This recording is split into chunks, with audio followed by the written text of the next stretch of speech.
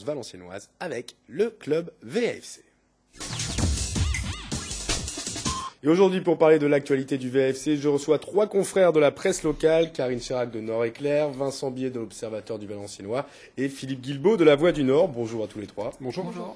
Alors, on peut dire que VA a fait fort ce week-end. Une victoire 5-2, la deuxième d'affilée à l'extérieur.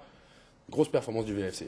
Grosse performance, 5-2, comme vous l'avez dit. Il y a tout eu dans ce match, de l'envie, de la pugnacité, du spectacle et une bonne dose de chance aussi, de réussite pour VA qui a tout tenté, qui a tout réussi et qui a pu compter sur une bonne barre parce que les Sochaliens ont eu pas mal d'occasions aussi en seconde mi-temps et c'est pas rentré pour eux. C'est un peu une victoire en trompe-l'œil, un score. Je trouvais que c'est sévère, 5-2 pour Sochaux, ce résultat. Ça marque un peu les problèmes de Sochaux aussi. Hein. C'est pas une équipe qui a la grande forme en ce moment. On voit la saison dernière. Voilà, ils ont eu beaucoup de mal à se maintenir la saison dernière et cette année, à mon avis, ils vont avoir encore d'autres problèmes. Est-ce que c'est bien payé pour VA ? Oui, c'est plus que bien payé. Ils se plaignaient de ne pas avoir beaucoup de réussite. On en avait parlé après Nancy, les poteaux, dès le début. Ils en avaient eu un peu à Toulouse. Enfin, c'était surtout Roland SMB qui avait fait son boulot dans les buts. Mais là, c'est clair que 7 tirs cadrés, je crois, 5 buts. VA, on avait l'impression qu'à chaque fois qu'ils tiraient dans les 20 dernières minutes, ça allait rentrer, quoi. Sochaux était à l'agonie. Pourtant, Sochaux a failli mener 3-1 si Davis glisse pas bizarrement dans la surface. Une action de 3-1 sur le contre de 2, ça joue à rien un match, quoi. Une super soirée de foot, ça fait plaisir de voir du foot comme ça. Aussi, quoi, oui. Bah, ils étaient décomplexés aussi, je pense, par la victoire à Toulouse à l'extérieur. Et enfin, Sanchez, je pense qu'on a retrouvé un bon Sanchez.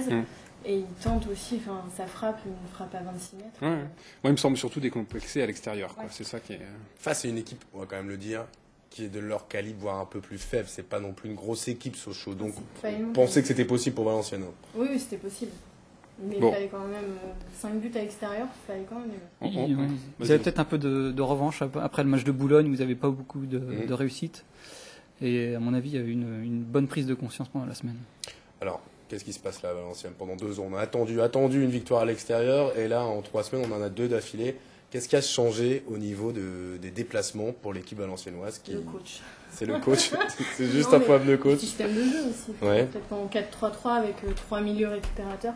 À l'extérieur, ça permet plus d'impact aussi, je pense. Changement tactique. Bon, je sais pas. L'année dernière, ils n'avaient pas beaucoup d'explications sur le problème des victoires.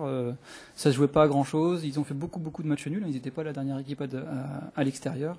C'était un petit déclic. Ça marche pas. L'année dernière, ça marchait pas.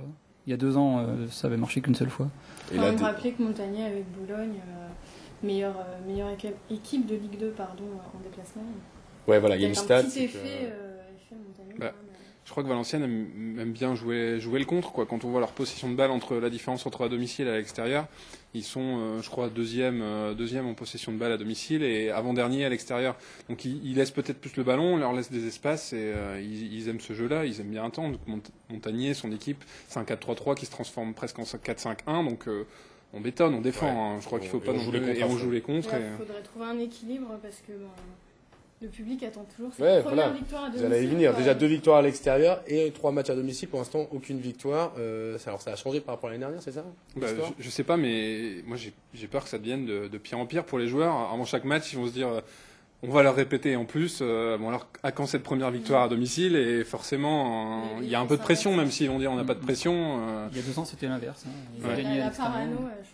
Puis là, c'est Marseille, quoi. Donc moi, je me souviens de l'année dernière, Marseille, ça avait fait 1-3, si je dis pas de bêtises, et c'était, moi, la sortie de match, je m'étais dit, il y a une classe d'écart. Alors, j'ai peur que, non, c'était pas la même période.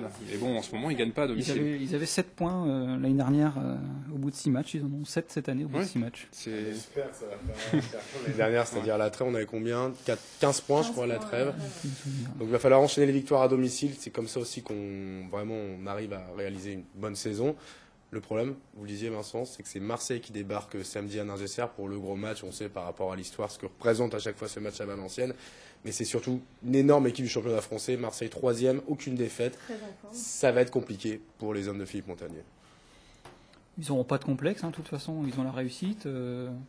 Ils savent que quand ils font le jeu, ils peuvent marquer. Ils se créent à chaque fois des occasions. Donc à mon avis, vont rentrer dedans sans souci.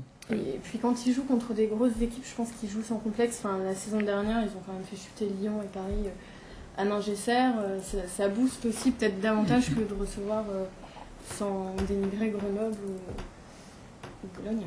Ouais. Je doute. Marseille doit avoir peur. Marseille, ça va être costaud. Ils doivent avoir peur. Enfin, après, ils doivent y aller à fond sur le terrain, mais c'est une équipe qui fait peur. C'est Nyang et Brandao en forme devant. C'est une équipe costaud derrière. Diawara, Heinze, c'est du solide. Sur les côtés, ils sont pas mal. Lucho qui revient. Non, ils doivent pas avoir peur, mais ça joue avec des champions. Ça sera pas Sochaux. Ça joue avec des champions. Et après Ningesser, Valenciennes va aller, Marseille, on espère que ça arrivera un jour, va aller au stade Santiago Bernabéu pour jouer contre le Real Madrid en Ligue des Champions.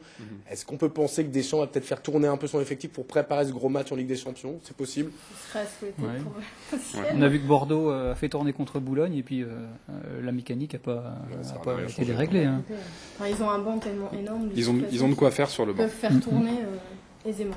Mais comme disait Pujol, il faut que Valenciennes joue ce match comme si c'était pas Marseille et se concentrer d'abord sur son jeu, quoi. Ils sont capables de faire des choses, il faut qu'ils aient la confiance et pas la peur de mal faire à Ningesser en se disant faut vraiment qu'on gagne enfin et pas c'est une grosse équipe en face, faut jouer, quoi.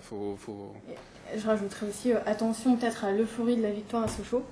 Faut peut-être pas inconsciemment, il peut y avoir un relâchement, quoi, parce que c'est pas un aboutissement, c'est une belle performance. Enfin, le discours des joueurs, c'était que justement, on s'enflamme pas, on sait que c'est qu'une victoire, et ils répétaient tous que c'était un match où ils ont eu beaucoup de réussite.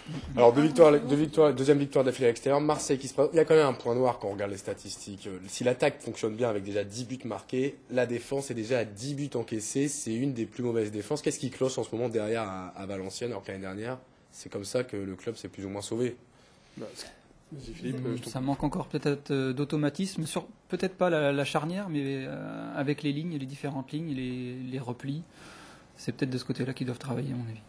Mais je pense que, on va dire que je m'acharne sur Raphaël, mais je pense qu'il pas trop Raphaël apparemment. Si, j'aime beaucoup Raphaël, mais je pense que là, il revient de blessure, il n'est pas encore revenu à son meilleur niveau, enfin pas comme on le connaissait en tandem la saison dernière avec Bisevac, parce qu'il faut aussi souligner que Andy SMB, c'est le gardien le plus sollicité de Ligue 1, avec en moyenne 5,3 arrêts par match, c'est énorme. Ça veut dire que ça flotte un peu derrière. Ça flotte complètement. Il va falloir être vite au point parce que la puissance de frappe des attaquants marseillais. Enfin là, ça devrait plus trop bouger quand même. Si encore toucher du bois, s'il y a plus trop de blessures, ça a énormément changé. Bon, dans les buts, il y a les gardiens qui ont changé, 3 gardiens en 3 matchs, la charnière qui a énormément bougé. Là, il y a Mater qui revient bien, Tiéné, Bong, Bong a été essayé, je pense que Tiéné va retrouver sa place.